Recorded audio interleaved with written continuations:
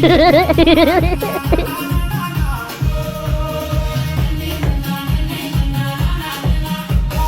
ያደርገኛል ፎሎ ያደርገኝና ሁለት ቀን ሶስተኛው ቀን ላይ ፎሎ ያደርገኛል።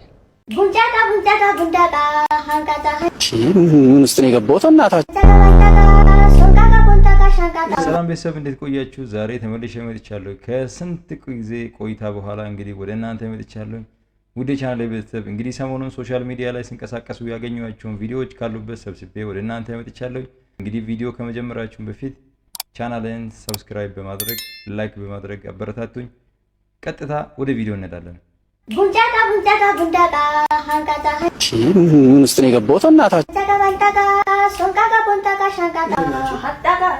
ምንድን ነው? ዘፈን እኮ ነው የራሴ ዘፈን የራሴ ዘፈን። በምን ቋንቋ የለውም የራሴ ነው። ቡንቃቃ ሾንቃቃ ጦንቃቃ ምናምን እያልኩ ነው ዘፈን። በኢትዮጵያ ውስጥ የሌለ ብሔር ብሔረሰብ ውስጥ ዘፈን ያልሆነ የራሴ ነው። ከስ ቡንቃቃ ሾንቃቃ ጦ የማይታወቅ ነገር አልወደድከውም እንዴ? ራስ እንዴት ቀያሚ ነው።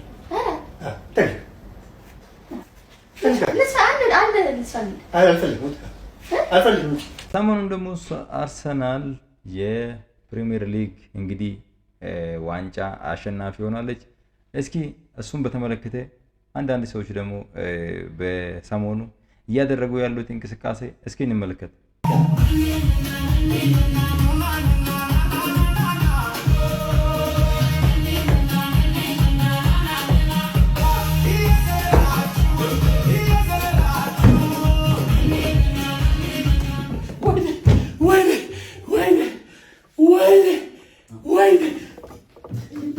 አርሰናሎች እንግዲህ አልተቻሉም። ምንድነው የምትለው? ግረን ነው በልተናል ነው የምልህ። በልተናል እናቱን። ከዚህ መቀጠል ግን ደግሞ የሚያቀርበው ቪዲዮ በጣም ሲሪየስ የሆነ ነው። አንዱ በጣም እዚህ ሶሻል ሚዲያ ላይ በሱ ፍቃድ ካልሆነ ሰው ሶሻል ሚዲያ ላይ መውጣት ማይችል ያህል እንግዲህ ሶሻል ሚዲያ ላይ እየተንቀሳቀሰ ያለው አንድ እስኪ ቲቪተኛ በእንተ ያለ እስኪ እሱን እንመልከት። ክቡር ጠቅላይ ሚኒስትር ዶክተር አብይ አህመድ አሊ፣ ክብርት ቀዳማዊት እመቤት ዘማሪት ወይዘሮ ዝናሽ ታያቸው፣ ያው ቀዳማዊት እመቤት እርሶም ዘምሩለት፣ ጌታ የኔ ጌታ ነው።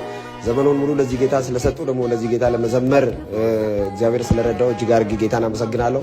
በመዝሙሩ ብዙ ተባርክ ያለው ክብርት ወይዘሮ አለምፀሐይ፣ ክቡር አቶ ዳንኤል ክብረት፣ ክብርት ወይዘሮ አዳነች አቤቤ አዲስ አበባ ከተማ ከንቲባ፣ እችን ሀገር ለመለወጥ በተለያየ ስራ ዘርፍ ላይ ሆናችሁ የምትለፉ የምትጥሩ ሚዲያ ማያውቃችሁ ከኋላ ሆናችሁ ግን በብዙ እየለፋችሁ ያላችሁ ሁላችሁ እግዚአብሔር ከእናንተ ጋር ይሁን። ሀገር ለመለወጥ በብዙ እየተጋችሁ ነው ተስፋ እናደርጋለን። ምርጫ ካርድ ያልወሰዳችሁ ባይዘ ምርጫ ካርድ ወስዱ። ግን ዛሬ ለመናገር የፈለኩት አርብ ፕሮግራም ነበርኛ ቸርች ማታ 3 ሰዓት የሚጀምር እስከ ንጋት የፋሲካ አዳር ፕሮግራም አለና ኢየሱስን እየዘመርን ኢየሱስን እየሰበክ ነው። ደግሞ ይሄንን ኢየሱስ እየናፈቅ ነው የምናመሽበት ምሽት ነው። ከቻላችሁ እንድትመጡ ብዬ ነው ኢንቫይት ለማድረግ ነው። ከተመቻችሁ ኑ። እኛ ካልሆነ ግን እኔ እንጸልያለን እንደ ቤተክርስቲያን እንደ ክርስቲያን ለዚች ሀገር ለውጥ ለዚች ሀገር እድገት እግዚአብሔር በብዙ እንዲባረካችሁ ስለ ሰላሟ ስለ ብዙ ነገሯ ለዚች ሀገር ከሚጸልዩ ሰዎች አንዱ ነኝና እጸልያለሁ። ከቻላችሁ ፕሮግራሙ እንድትካፈሉ ለመጋበዝ ነው። ጸጋና ሰላም ከእግዚአብሔር ከአባታችን ከጌታ ከኢየሱስ ክርስቶስ ይብዛላችሁ። ተባረኩ። ይሄንን ቪዲዮ ለዛ ልጅ ላኩለት። ትንሽ ነገር ሲያገኝ ቸርች ላይም እግዚአብሔር ላይም ቢዚ ለሚሆነው ማለት ነው። ሰው ቤተ መንግስት ቁጭ ብሎ ዳቦ ፋብሪካ ያስመርቃል፣ የተለያዩ ህብረተሰብ ተኮር ማዕከላትን ያስመርቃል፣ ትምህርት ቤቶችን ያስመርቃል፣ ሆስፒታል ያስመርቃል። ቤተ መንግስት ቁጭ ብሎ የጠቅላይ ሚኒስትር ባለቤት ሆኖ ሰው 3 የዝማሬ አልበም ይለቃል። መርፌ ፋብሪካ ስትከፍት አንተ ቢዚ ትሆናለህ። የቀበሌ ምክትል ስራ አስኪያጅ የመታወቂያና የማተብ ክፍል መቼ ስትሆን ቸርቻት በጣም እንዴት ስንል ምን መሰለ ብመጣ ደስ ይለኛል፣ ግን ያው ታውቃለህ ስራዬ ቢዚ ለሚለው ሰውዬ ላኩለት። ይሄን እኩል ከዚህ እኩል ለእግዚአብሔር ቅድሚያ ሰጥተው ስለሚዘምሩ ለቤተ ክርስቲያን በረከት ስለሆኑ ጌታ ዘመኖትን ይባርክሎ፣ ጤናው የተጠበቀ ይሁን። ለትውልድ የሚተርፍ ብዙ ስራ እየሰሩ እንደሆነ እናውቃለን። ስለነዚህ የተወደዱ መዝሙሮች፣ ስለነዚህ አዳዲስ የአዲስ ኪዳን መስዋዕቶች በክርስቶስ በኩል ለእግዚአብሔር የሚቀርቡ ውድ መስዋዕቶች እግዚአብሔር ይባርኮ፣ ጸጋና ስራ ይብዛሎ። ግቡና ቅዱሳን ሁላችሁ ዝናሽ ታያቸው በተሰኘው ዩቲዩብ ቻናል ላይ 14 መዝሙሮች ተለቀዋል። ግቡና አዳምጧቸው፣ ተባረኩባቸው፣ ጸጋና ሰላም ይብዛላቸው። አንተ ቢዚ የምትሆነው ቸርችና ሰው ቤተ መንግስት ቁጭ ብሎ ይዘምራል። አንተ እዚህ ስብሰባ ምናምን መርፌ ፋብሪካ ስከፍት ወጋው። ከሰዓታት በፊት እንዳልክ በፌስቡክ ፔጅ ላይ የለጠፋት አንድ ልጥፍ በጣም ውዳሴ ከንቱ መስላ ስለታየችኝ ነው። እንደምታዩት ለክብርት እመቤቲቱ ለዝናሽ ታያቸው የተጻፈ ጽሑፍ እንደሆነ በልጥፉ ላይ ከላይ ገልጿል። ከታች 230 ሚሊዮን የምናክል ድፍን ጤንቴዎች እንወዶታለን ይላል።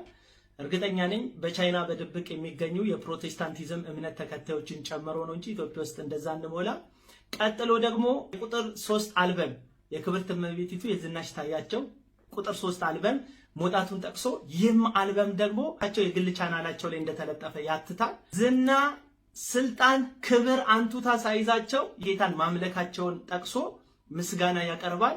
የፋሲካ በስታዲየም የተደረገው ዝግጅት ላይ መዘመራቸውን አንስቶ ጌታ ይባርኮት ይላል።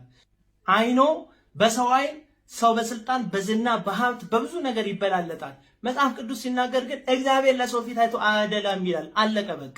ለአንተ ነው ትልቅ ነገር የሆነው። ምንም የባለስልጣን ሚስት ቢሆኑ ምንም ትልቅ ቦታ ላይ ቢሆኑ ከእግዚአብሔር አንጻር ትልቅ ቦታ ላይ አይደሉም። ከእግዚአብሔር አንጻር ትልቅ ቦታ ላይ ብቻ አይደሉም። እግዚአብሔር የኔ አባት እንደምትለው አንተም እሳቸውም እግዚአብሔር አባቴ ነው የሚሉት። ስለዚህ የተለየ ነገር አልተደረገም ልል ፈልጌ ነው። በቃ ይበቃል፣ አቡ ይበቃል። ይሄ ልጅ ይህን ያህል እንግዲህ ቅናት በዚህ መጥፎ ነው። እዚህ ልጅ ላይ የምናየው ቅናትና የቅናት መንፈስ ካልሆነ በስተቀር ሌላ መንፈስ የለውም። ባለፈው መልካም ወጣት ላይ ቀርቦ እንግዲህ ነፃ ከወጣ ጊዜ ጀምሮ በዛ ማግስት ትንሽ በጥሩ መንፈስ እንቀሳቀስ ነበር። ነገር ግን ልክ ከዛኛው ከነበረበት መጥፎ ወይ ደግሞ በጣም አስቸጋሪ ሱስና አስቸጋሪ መንፈስ ተላቆ አሁን ደግሞ ከዛኛው ብላቀቅም አሁን ደግሞ በጣም በከፍተኛ በቅናት መንፈስ ተሞልቶ እየተንቀሳቀሰ ነው ያለው። እሱ የማይናገራቸው ሰዎች የሉም ኢትዮጵያ ውስጥ አሁን ባለው ሁኔታ። እሱ የማይናገር ሰው የለም። ኔጌቲቭ ኮመንት የሚሰጠው ሰው እንግዲህ ብሎክ ነው የማደርገው እኔ አሁን እሱን ቲክታክ ወይ ደግሞ የሱን አንዳንድ ሶሻል ሚዲያ ላይ የሱ ፖስቶች አይደርሱኝም። ወዳው ብሎክ አድርጎኝ ማለት ነው። እንግዲህ ብዙ ሰው ብሎክ እያደረገ ነው ያለው። ነገር ግን እሱ ሁሉም ሰው ይተቻል፣ ሁሉም ሰው ይቃወማል፣ ሁሉም ሰው በቃ ይናገራል። ይሄ ነው በቃ የሱ ኮንተንት። በዚህ ኮንተንት ደግሞ ኢትዮጵያ ውስጥ እንግዲህ አሁን ታውቋል።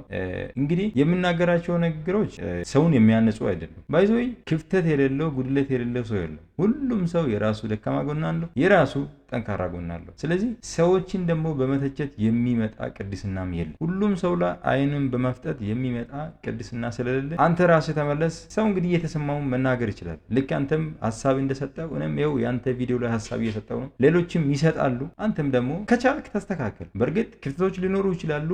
ያሉትን ክፍተት ደግሞ ሰው ነው እንግዲህ ሰው የራሱ ድክመት አለው፣ የራሱ ደካማ ጎን ስላለው እንዳንተው ደግሞ እሱም ክፍተት ሊኖርበት ይችላል። እንግዲህ እሱን ደግሞ የሚፈርደው ፍርድ የሚሰጠው የላይ ነው እንግዲህ ፈጣሪ ነው። አንተ ደግሞ ከቻልክ አንተም እየሄድክበት ያለው አካሄድ ተመለስ ስላለው። እስኪ ወደሚቀጥለው ቪዲዮ እንለፍ። ፎሎ ያደርገኛል፣ አንፎሎ ያደርገኛል፣ ፎሎ ያደርገኛል፣ አንፎሎ ያደርገኛል። ፎሎ ያደርገኝና 2 ቀን 3ኛው ቀን ላይ አንፎሎ ያደርገኛል። እዚህ ጋር አንድ ምሰጥ ያው ስክሪንሾት አሳያለሁ። ከፈለክ ፎሎ እና አንፎሎ የሚያደርገኝ አሳያለሁ። ላይክ እኔ ወዲያው ነው ስክሪንሾት የማደርገው። የዚህ ልጅ ደግሞ ይገርማል። እንግዲህ ሰው ፎሎ አረገው አላረገው ምንድነው ይሄን አይል የሚያጨናንቀው? እከለ እንዲህ ያረጋኛል እንዲህ ያረጋኛል እንዲህ ኮሜንት ይሰጠኛል እንዲህ ምን። አንተም እኮ ሶሻል ሚዲያ ላይ መተህ እየሰራኝ ነው። ሌላም እንግዲህ የተሰማውን ሶሻል ሚዲያ ላይ ኮሜንቱን ይሰጠዋል። ሶሻል ሚዲያ ለሁሉም ሰው ክፍት ነው። እከለ እንዲህ ያረጋኛል፣ እከለ ፎሎ ያረጋኛል፣ እከለ እንዲህ አይነት ኔጌቲቭ ኮሜንት ይሰጠኛል ብለ እንዲህ መጮህ እኔ ባይዞይ አይ ቲንክ የሱ ደካማ ያንተ ደካማ ጎን ነው እንጂ ምንም ይሄ ይሄን አይል የሚያስጨንቅ ጉዳይ አይደለም። እስኪ ወደሚቀጥለው ቪዲዮ እንቁራሪቷ ይኸውልሽ ያለሽ ጊዜ 4 ወር ነው።